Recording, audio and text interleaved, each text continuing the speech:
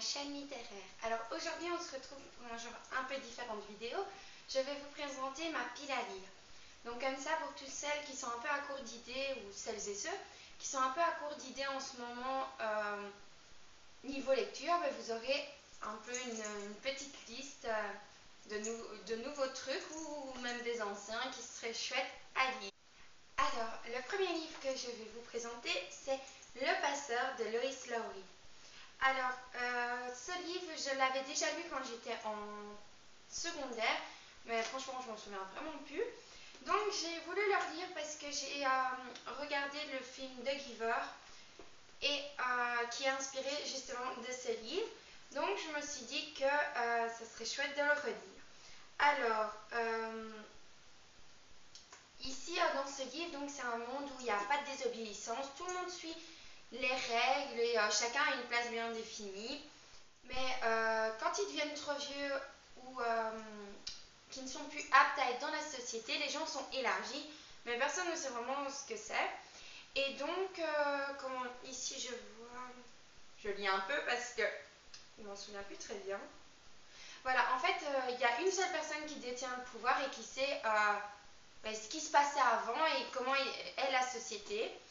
Et donc, le héros de l'histoire va être en fait ce passeur, il va devoir apprendre ce métier de passeur et on va suivre toute son histoire. Alors, deuxième livre de cette pile à lire. Comme vous savez mon amour pour 50 nuances de Grey, je ne pouvais pas passer à côté de Grey.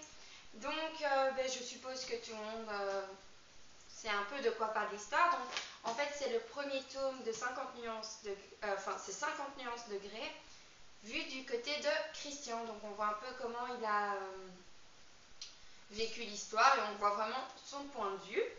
Donc je ne vais pas vous présenter l'auteur, etc. Je pense que la réputation n'est plus à faire. Alors, suivant, ce sont deux livres de Danielle Steele. Alors, il y a Mamie-Dan et Un monde de rêve. Alors ici, je vais vous expliquer un petit truc à part des livres, c'est que en fait, ce sont deux livres que j'ai pris à la boîte à livres de Nivelles.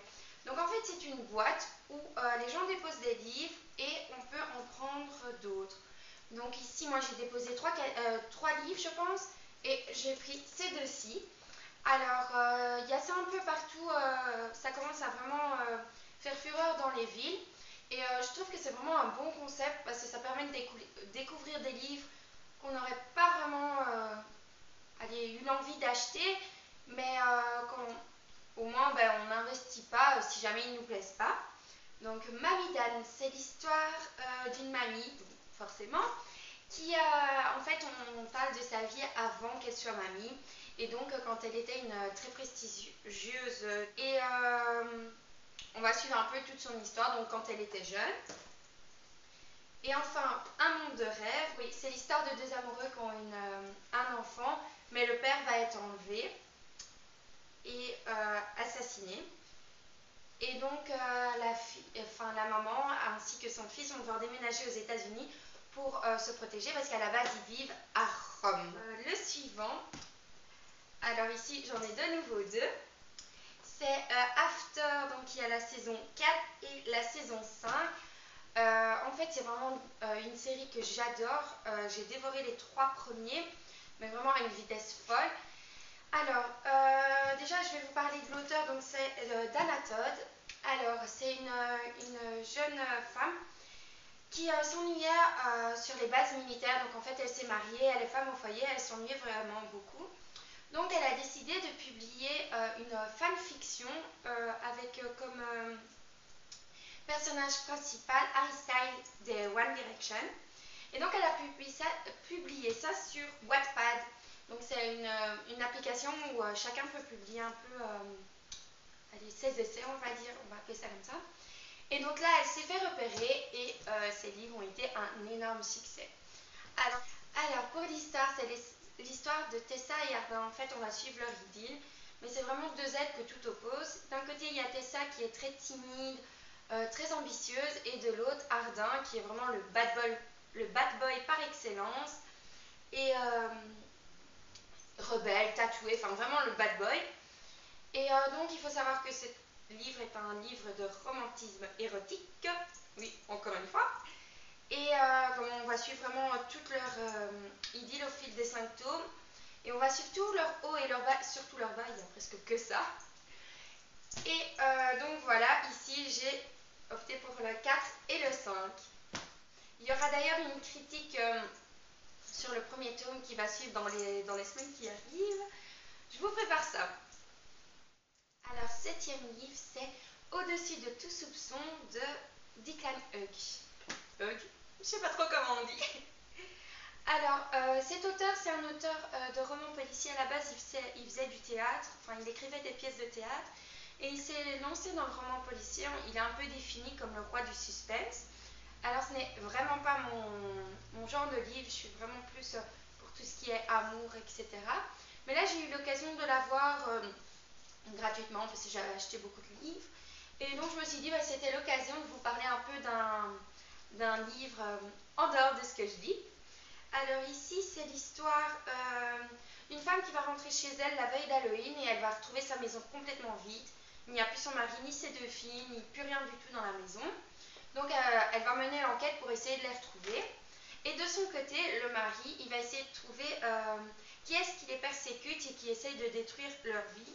Donc c'est vraiment un livre assez, oui, vraiment un livre à suspense.